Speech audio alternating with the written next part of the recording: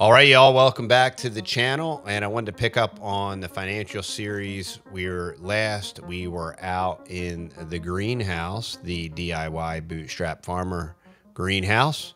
And I wanted to pick up on our quick little financial series that we were doing. We were talking about investing in real estate. And what I wanted to talk about was how we recently purchased 14 acres at the peak of the market. And currently here in Northeast Texas, prices are finally starting to drop. But right now, near where we are, it's about $10,000 an acre.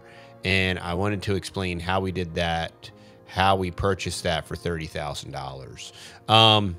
So we made $140 some $1,000 purchase for $30,000. Before I get into that, I wanted to talk a little bit about how things have changed for us psychologically and our approach. When I was younger and we were newly married, you know, I had lots of different goals. One of my goals was to be a millionaire, and I did really well as a financial planner. We had investments. We invested in real estate and in rental properties and in private placements and different things like that. And we'd always done really well in real estate. And I'll never forget, I did a real estate deal with my mom and dad. We had Matt at the time, I think. I think we had one or two. We might have had Matt and James. Maybe not. Maybe just Matt. And I did this probably it was my first big real estate deal, where we moved the house, we put it on a property, and we converted it and we sold it. And I took the proceeds and free and clear was able to buy a vehicle. And Wow. Prior to that, we had some vehicle challenges because we always bought used vehicles. And It's the smartest option. Yeah, Texas mom needed a reliable car. So the first new car I ever bought was the Toyota Echo. Wow. Yeah, so Check you out. Texas mom was balling in the Toyota Echo. Wow. Rockefeller. So, Real quick, I want to tell you all about the best way to support this channel. If you're loving the content that you're watching right now and you want to support us, I would love for you to go check out TheTexasBoys.com, where we sell our locally sourced, farm fresh, non-pasteurized, non-vaccinated honey in 1 gallon, 5 pound, 44 ounce, 22 ounce, 1 pound, and 14 ounce honeys. We got pumpkin spice honey, we got pecan honey, both creamed honeys. This is just a normal 1 pound honey. Both of these are creamed, and then these are just in their awesome raw state honey. Moving on, we have our native brew coffee line with several more coffees than this, but we have Columbia, Southern Pecan, Hazelnut, Jamaican Me Crazy, and Vanilla here on the table. Absolutely incredible coffees. Go check them out. So this right here is our native mushroom brew. I absolutely love this. If you're not a coffee fan, or maybe even if you are, I'd love for you to go try this stuff out. 7 different types of mushrooms, and also we have a native mud version of this too, and that has cocoa powder in it. And what I really love to do with this stuff is put a scoop of it in my coffee. And y'all, that is absolutely incredible. So go check out the Texas Boys today. I'll let y'all get back to your video. now we were buying a minivan because we had 2 or 3 of you, maybe. Okay. And Texas mom said to me, she's like, well, since we're buying the van, you know, you could buy a car if you wanted to. And I'm like, what do you mean buy a car, you know? And so what I did is I bought a brand new 2005 Nissan Z350. I did all my research. You know, I wanted a sports coupe. Wow. I wanted a 6-speed manual. And the Nissan Z was just a killer, sweet car, best bang for the buck. I think I paid $28,000 at the time, cash and carry and all that stuff. And that was the first car, and it was a very superficial buy. I mean, it had 2 bucket seats, and it had a quote unquote back seat and it had just it was a 2-door oversized door. It definitely wasn't a family vehicle. No. It definitely wasn't practical for anything other than racing. and it was great. It was fun and it was neat. And I was a financial planner.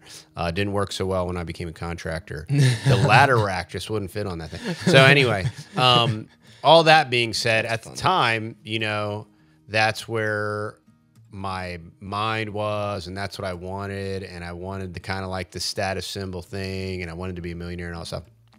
Well, fast forward from 2005 to 2014 when we moved and our mindset changed and our priority changed, and we decided to live this agrarian, intentional, much slower, more spread out, more definitely much more intentional, more rooted, grounded, what the kids now call based, right?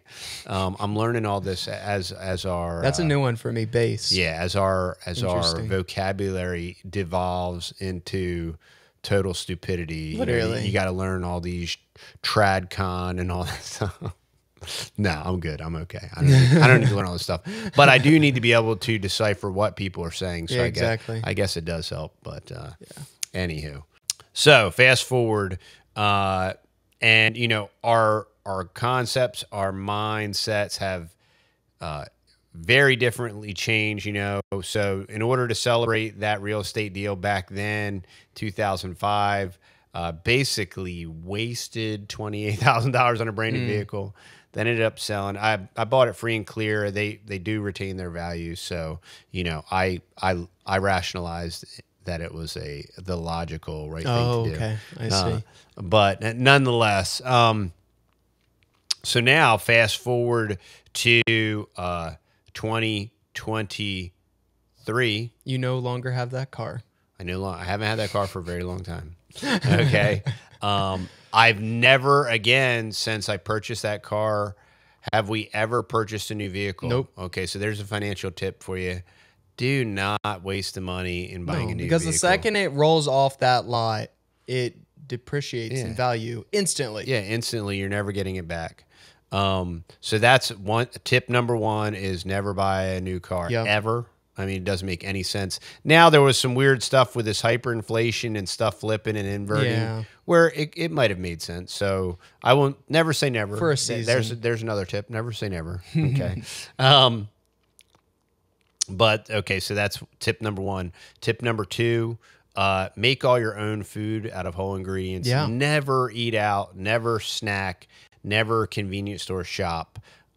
You'll save tens of thousands of dollars a year. Pack your lunch to work, right? Just basic, super common sense stuff. It does require a little bit of forethought. It does require a little bit of preparation. Requires a little bit of skill, right?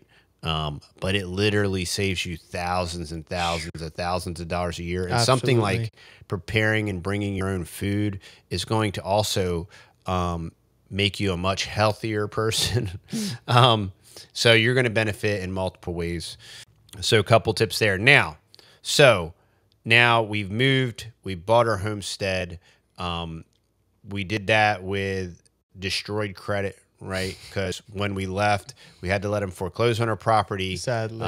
Destroyed, had a 818 credit score, had all kinds of revolving paid off credit, very credit worthy, and destroyed credit score. Now have a $400, yeah, just about. Had a 400 credit score, right? And we buy the homestead with cash. We paid the homestead off within 6 months. That first year, I made a whopping $33,000.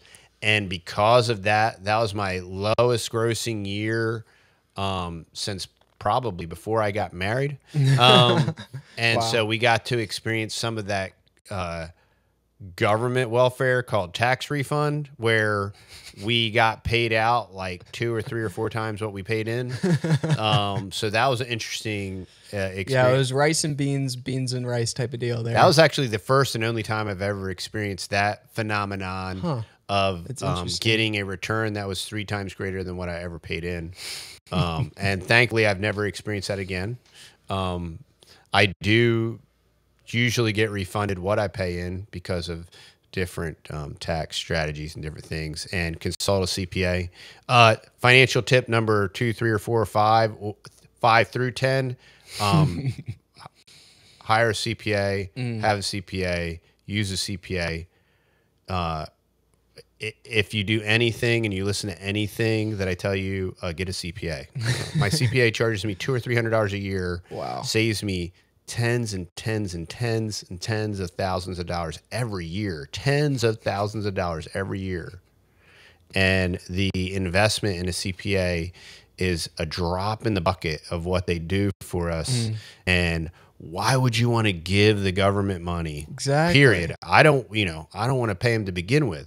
But all the more reason. Let alone paying them what they want. Yeah, I would pay a professional. Yeah. And when I get like different notices, like, oh, you all this money, and I'll be like, do I gotta pay this? Like, you don't gotta pay that. Sweet. Awesome. Yeah, awesome, man. I'll fix it. You know?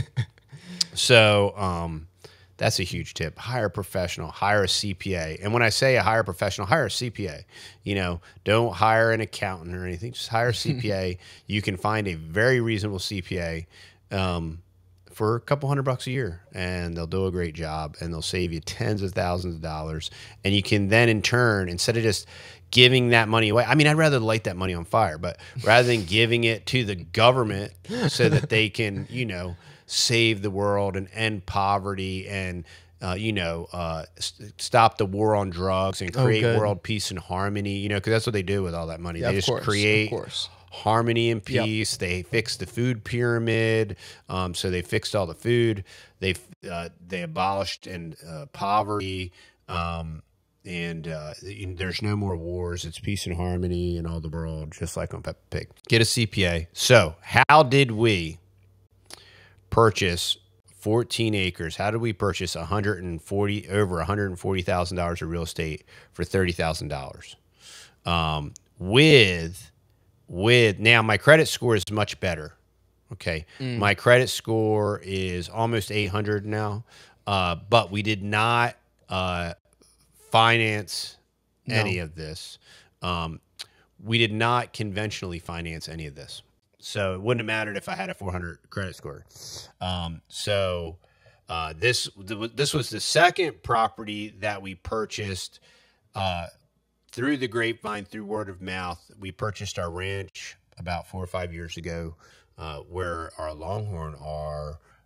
We purchased that word of mouth direct from the seller, so we avoided all the closing costs and all the fees and all that stuff. That's another huge tip, is if you can find property and find a seller direct, you're going to save all of those closing costs. Yep. I always get title insurance, and I always go through a title company, and I spend that little bit of extra money because it's peace of mind. You want a clear title. You never want that title falling back on you and creating legal expenses for you and jamming you up. And for the sake of less than $1,000 and peace of mind, I think title insurance totally makes sense. So always do that. Always do my due diligence. Some people would even avoid that and say, yeah, what do you need that for? And you know, I'm just not willing to take that risk. It's unnecessary. I'm willing to invest a little bit to just cover our liabilities. So that's the way we purchased our ranch. We put the word out. Hey, I asked my neighbor, hey, you want to sell me this property? It's like, I don't want to sell you that property, but I know somebody that does want to sell their property. And so then we went and talked to that guy. We bought that property. And then from buying that property, we met our neighbors. Yeah, our neighbors in that neighborhood, and found out that they had a property. And then Matt went to that property, and he came back to me and he said, you know, it'd be really cool if we bought their old property, their old homestead. And so we went to them and said, hey, you know, we want to buy this property. You're interested in selling it? We're really interested in selling it. I'm like, okay, how much do you want for it? I don't know. I know. I'm like, so tip number 11, 12, 13, or 14, wherever we are, negotiating tip. Here's what you want to say. Well, I can't buy it and sell it. How much you want for it? So I tried that like 6 or 7 times. We met several times with them. And I said, well, I can't buy it and sell it. How much you want for it? You know, you know, I don't know. We're going to pray about it. We're going to think about it and all that stuff. So they never would give me a price. Okay. So our last meeting with them is, I said, well, what do you think about $60,000 for the piece of property? Yeah. Oh, that is awesome. I said, now here's the catch. So, Now it was 20 acres too. yeah, that was 20 acres, 20 acres. for $60,000. And I said, now here's the catch. I'll give you $30,000, and I want to pay the balance $30,000, $1,000 at a time for the next 30 months, right? And they said, yeah, sure, no problem. So we purchased that property with a promissory note, 0% interest, $1,000 a month for 30 months, right? And that deal went through, and we kept making our payments. So we purchased $60,000 worth of property with $30,000 down. We paid $1,000 a month, 0% interest. Now, in the meantime, time goes by, less than a year goes by. We had wanted this property. We had approached the owner of this property to sell it. He says, I'm not selling it, right? So then with this crazy dirt frenzy that's been going on down here and all those people buying up dirt, this guy decides to put the property on the market. But he's putting the property on the market at full market value, full ask, non-negotiable. So we had a family meeting, talked to the boys, and said, hey, you know, what do you think? Would you rather have the place we just bought, or would you rather have this property? And we all mutually kind of talked about it and agreed, like, well, we'd rather have the new property. And I said, well, the only problem with that is we're going to have to pay full asking price, full market value for that. And I said, so we're going to have to ask full market value, current market value for the place we just bought. Yeah. And the reason why we did that is because the terrain on the new property was way more flatter. The other property had lots of dips and valleys in it. Yeah, it had a creek. It had lots of redeeming qualities. Was awesome. And the timber on it was incredible. But we're like, if we're going to be putting houses and building houses and doing big projects on it, it's going to be very difficult. It was going to be very... It was very isolated. It was a very nice property. Oh, yes. But as far as like flat surfaces, that was definitely lacking. Yeah, very much. You know, which is part of the reason why we got the deal we got on it. Part of the reason. So what do? We put the new property on the market at full market value. Very, very, very, very long story short, and lots of drama and lots of crazy different stuff. Yeah. We go back and forth, back and forth. We sell the property. We're with the proceeds. We pay off the note. And so we were able to pay off that property, and we had enough proceeds to purchase the new 14 acres that we needed, free and clear. So we bought that property with, at current market value. So in essence, it was a two-step drop move, but in a very cash flow real way. We paid $30,000 for $140,000 property. And the thing is people are, oh yeah, you know, that's a one. I mean, we've done lots of real estate. Yeah. I'm 47, and you know, 9 years ago we moved across the country to a place where I didn't know anybody. And so we've done 3 real estate deals, 4 real estate deals since we've been here, right? Reestablishing ourselves, done several real estate deals before we moved. And these kind of deals, not only are they doable, they are common. And not only are they common, there are always multiple financing sources. And there's private financing, and there's deals with 0% interest.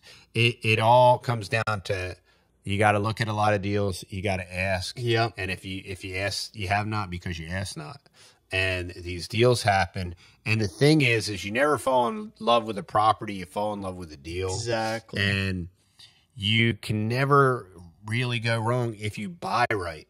Yeah. And if we never bought the first property, we would have never been able to have that cash to buy the second property. Correct. Right. So yeah, and in a very real way, if we'd never bought the ranch, we would have never even met the people exactly to buy the other property. Yep. That's so crazy. Total God thing. Yeah, it all total God thing. Yeah, God is good. He's gracious. It's not because we're smart or we're great or we're anything to brag about. We do desire and hope to honor in God with our life. He absolutely blesses us far greater than we could possibly ever deserve, desire, or want. Yeah, absolutely. And but He is good, and if you apply just basic sound monetary principles, if you're out of debt, look, we did all of this by being out of debt. We stayed out of debt. I did take a personal note for the one piece of property. So we did technically go back into debt for that. I could have resolved that debt by relinquishing the property. So, you know, and everybody has different feelings and thoughts on that and going into debt. And some people would say that's a bad thing. But we're now back out of debt. You know, it's doable. You have to be creative. You got to think outside the box. And both of those deals, so the last 3 deals that we've done, well, this last deal was a conventional deal because he put it on the market and he wouldn't negotiate. So the last deal we did was a conventional deal. The previous 2 deals did not involve a realtor. So we saved, between those last 2 deals, we saved a minimum of probably $12,000 in just all the realtor fees and closing fees. That's the big thing that people don't realize. If you're actively doing real estate deals, if you're paying realtor fees, and I'm not saying my friend, one of my really good friends that helped us with this last deal is a realtor. They're definitely worth their money.